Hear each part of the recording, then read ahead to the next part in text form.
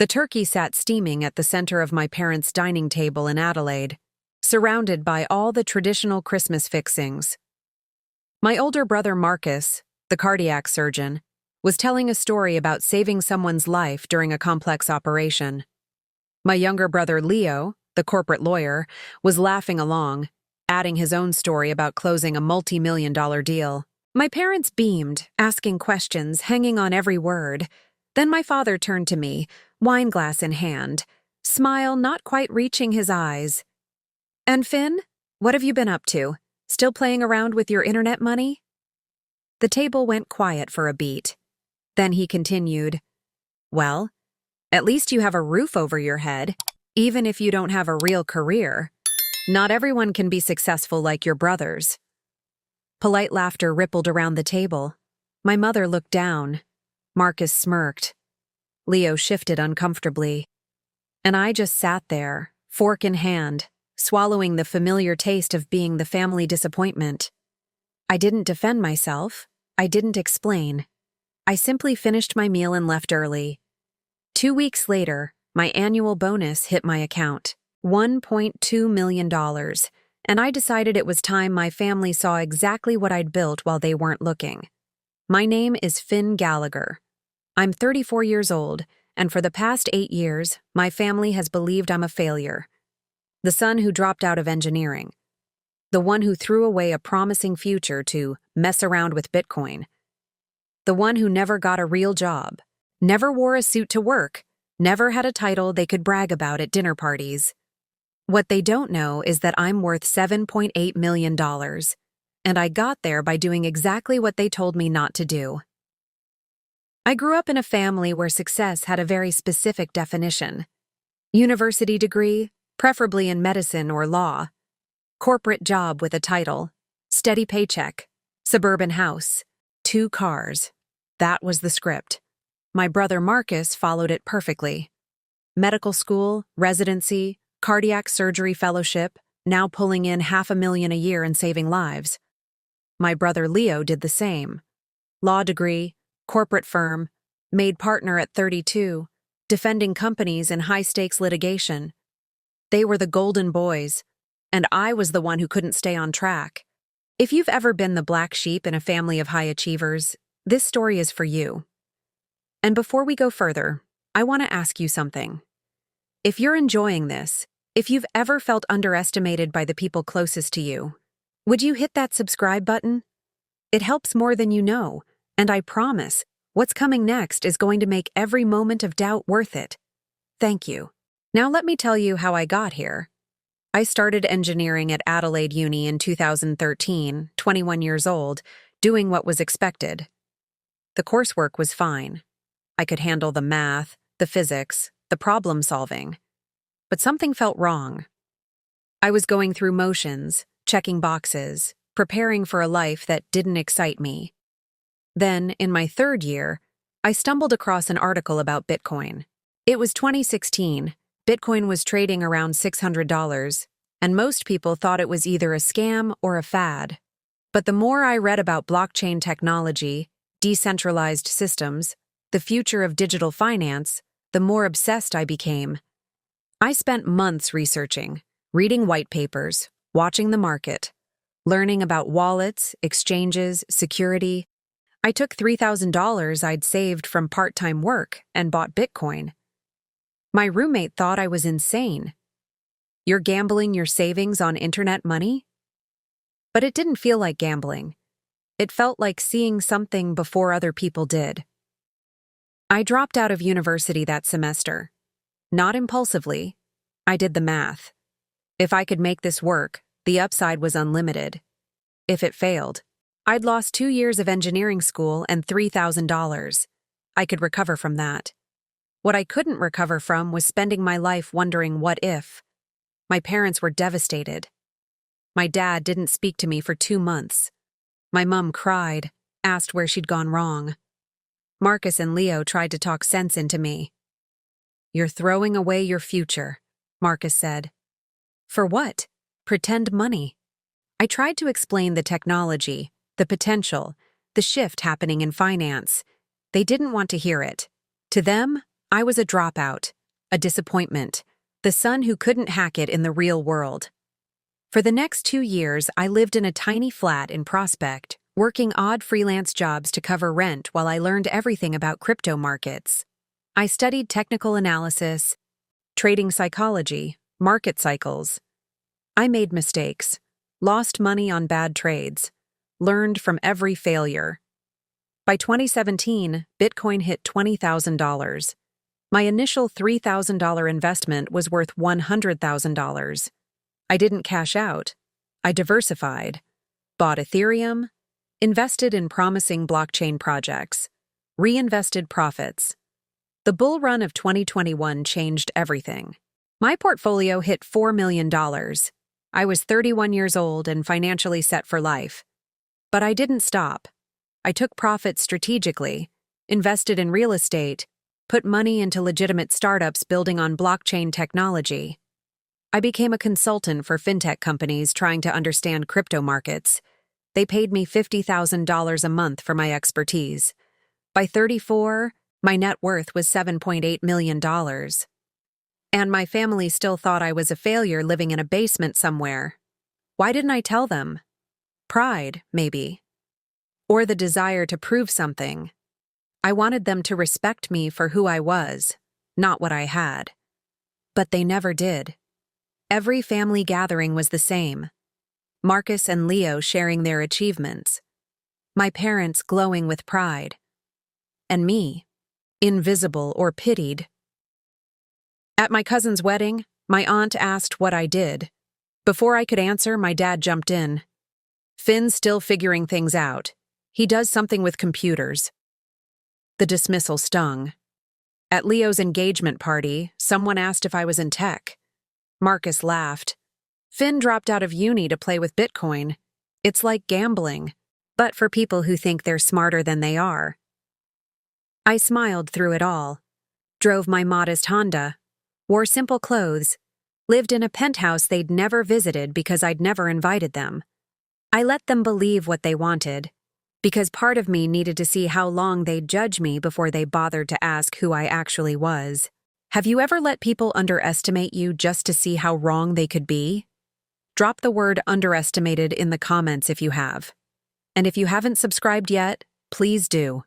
Because what happens next is going to be absolutely satisfying. Christmas dinner was the breaking point.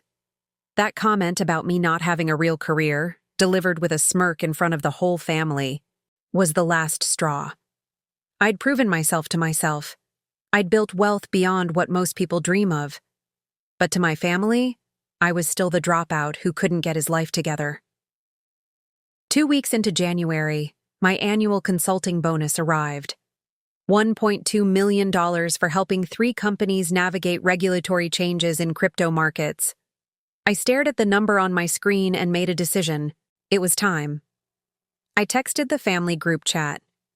Dinner at my place this Saturday. 7 p.m. I'm cooking. The responses were predictable. My mom.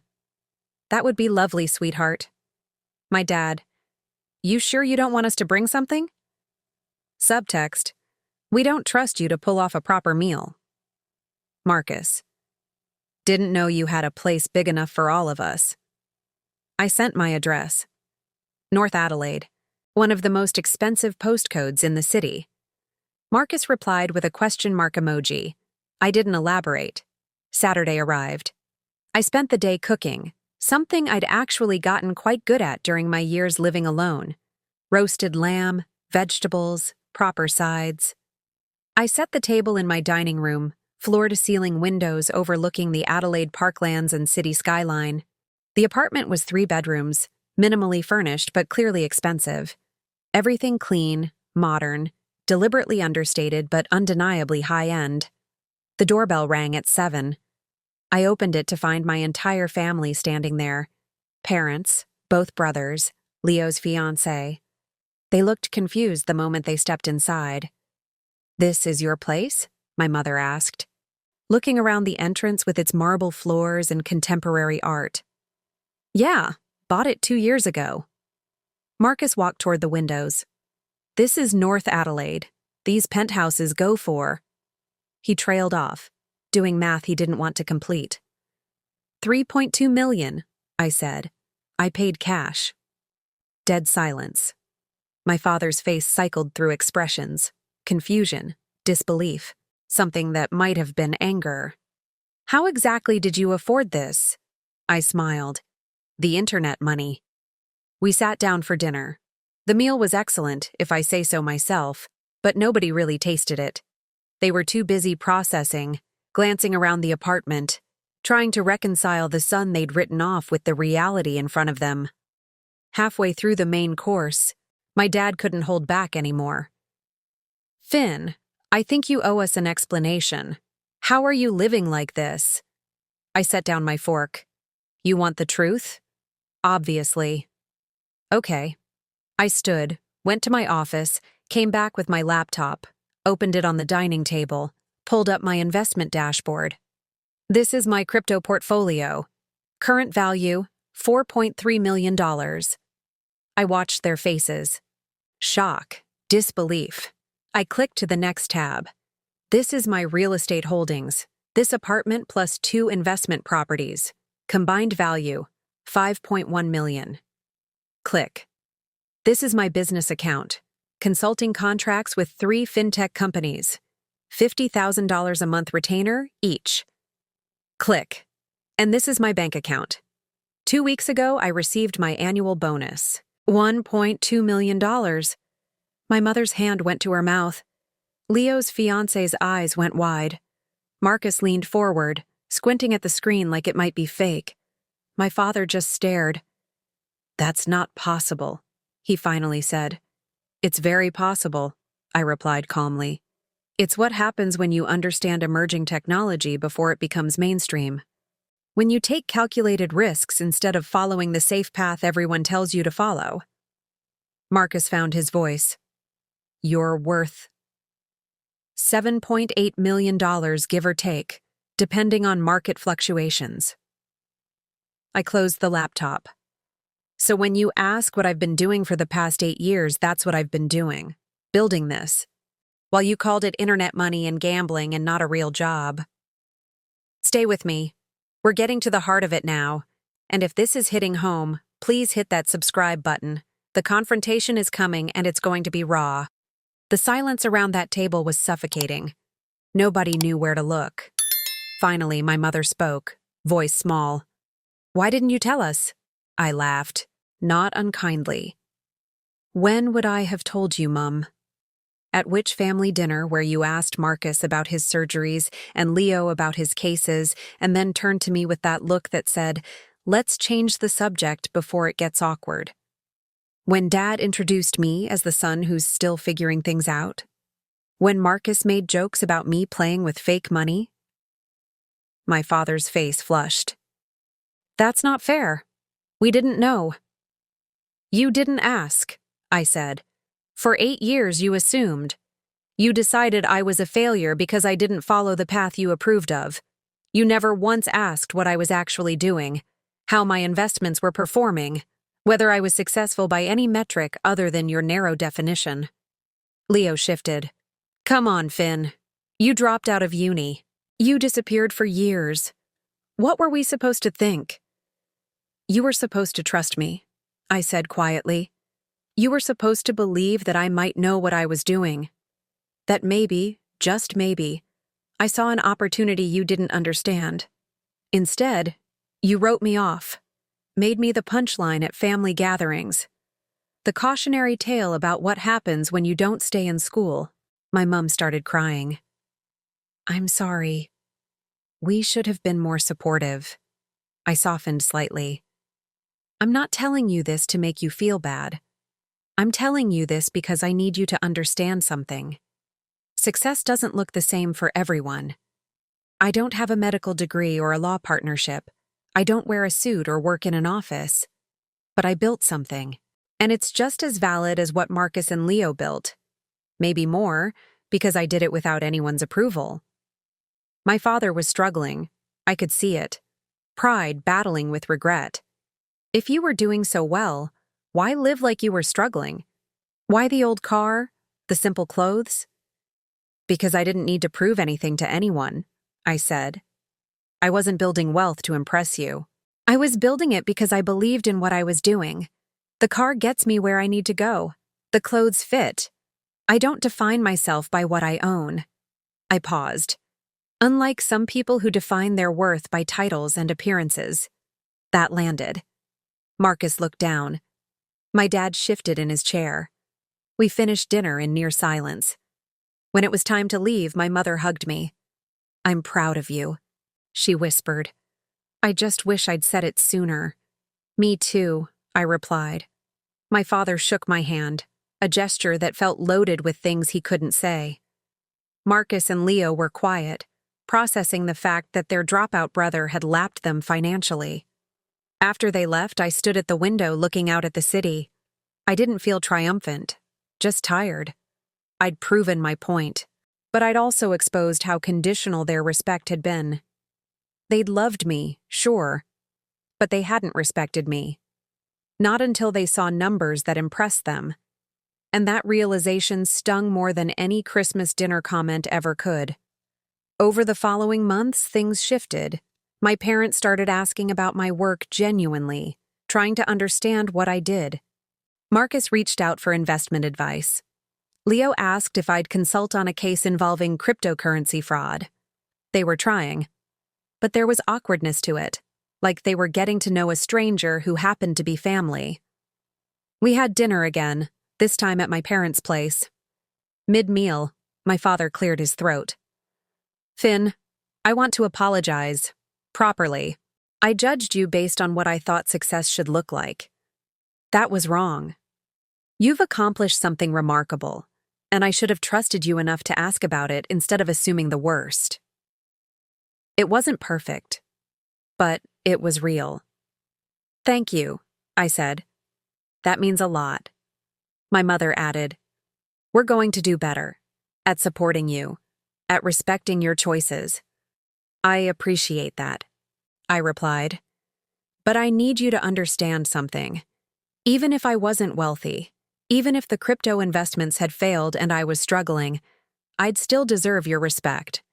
Not for what I have, but for trying. For taking a risk. For believing in something." My dad nodded slowly. "You're right. Wealth isn't the measure of a person." "It's not," I agreed. "But it's interesting how much easier it is to say that when the person you're talking to has money." That hung in the air for a moment. Then, surprisingly, my father smiled. "Point taken." Marcus spoke up. "For what it's worth, I'm impressed. And maybe a little jealous. I've worked insane hours for years to get where I am. You saw an opportunity and took it. That takes guts. Different paths," I said. "Yours isn't less valid than mine." "Neither is yours less valid than mine," he replied. "I'm sorry I treated it like it was." We weren't magically fixed. Years of dismissal and judgment don't evaporate with one conversation. But we started rebuilding on a foundation of actual respect rather than conditional approval. And slowly, it started to feel like we were a family who saw each other, not just projections of what we thought each other should be. Here's what I learned through all of this. Success is personal. It's not defined by your parents' approval or your siblings' achievements or society's checklist. It's defined by whether you're building a life that feels meaningful to you. I could have followed the engineering path, made my parents happy, had a stable career, and maybe I'd have been fine. But I would have spent my life wondering what if. The risk I took wasn't reckless. It was calculated. I educated myself. I started small. I learned from failures. I built something real. And yes, I got lucky with timing. But luck favors people who position themselves to take advantage of it. If you're thinking about taking an unconventional path, here's my advice. Do your research. Understand what you're getting into. Don't gamble. Invest. Know the difference. And most importantly, don't wait for permission or approval from people who won't understand what you're doing until you've already succeeded. Your family might not believe in you at first. That's okay. Believe in yourself. Document your progress. Prove it to yourself first. Because external validation is nice, but it's not reliable. People's opinions change when your bank account does. But your relationship with yourself, your knowledge of what you're capable of, that's constant. Build on that. What do you think? Should I have told my family sooner? Or was I right to let them underestimate me until the proof was undeniable? Drop your thoughts in the comments.